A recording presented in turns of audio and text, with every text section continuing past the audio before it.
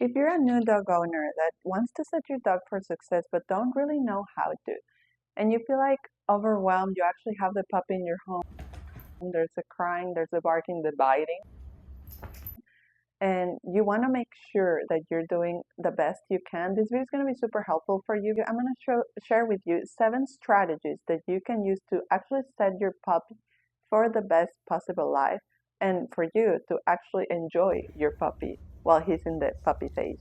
Okay, number 1, start them early. Your dog starts learning as soon as they walk into your house. Yes, the first day he starts learning, where do I go potty? In your carpet or outside? Do I go potty? Do I bite to the couch or do I bite my chew bone? Do I sleep on the bed or do I sleep in a kennel? They start learning first day. A lot of people tell you start until they're 3 months old, start until they're 5 months old. Start the first day. Of course, don't go and try to teach them like difficult skills. Start very simple. Like teach them, for example, these games like respect my hand, and I'm gonna give you the treat when I give you the treat. Like little simple games. I have some videos on simple games. And okay, let's jump to number 2. Number 2, create the training. Why is this so important?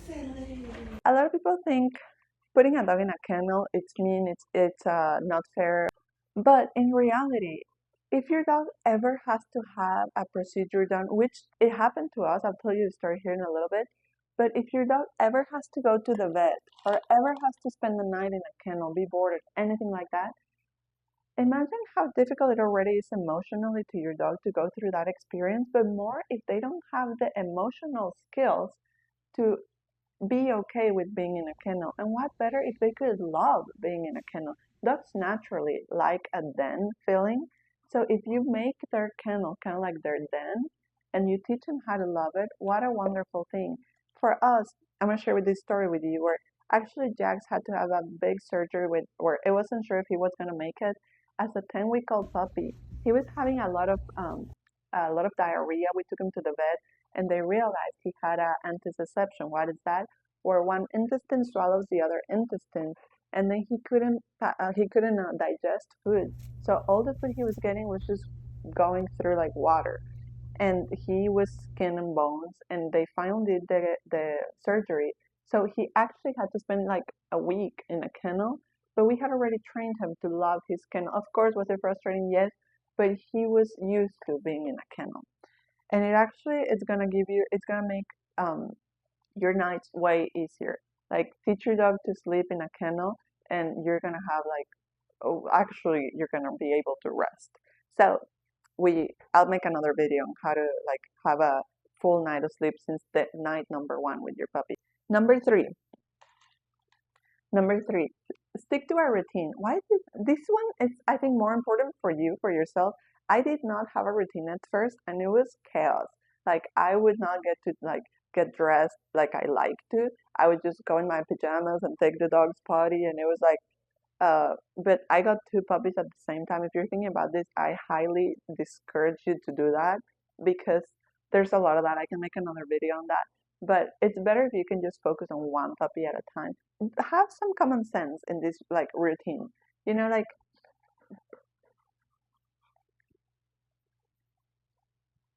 that's better. Um, if you feed your dog every single day at 7 a.m., guess what? Around 6:50, you're gonna get a dog that starts whining or starts pawing or starts doing those things, and then you go and feed him. You're rewarding all of that. So I like to feed my dogs between 7 a.m. and between 9 a.m. Somewhere in between, they're gonna get fed. So maybe for you, it's like between 5 a.m. and between 6 a.m. You're gonna get fed sometime in between there. So I like to do those things, but you're teaching your dog. This is dog time. So right now they understand.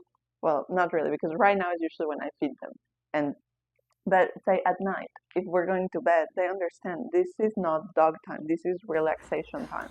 So I don't want you to be playing around and bouncing off the walls.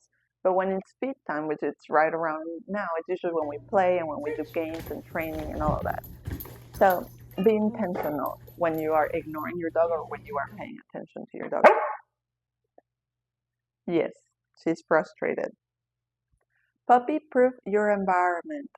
think about environments. Environments are so important. If you're hanging around a lot of people that party, you're most likely gonna start partying. But if you're hanging a lot of people that are studying, are like getting good grades, have like stable relationships, you're gonna gravitate towards that. So for our puppy, it's very important we set an environment for like a baby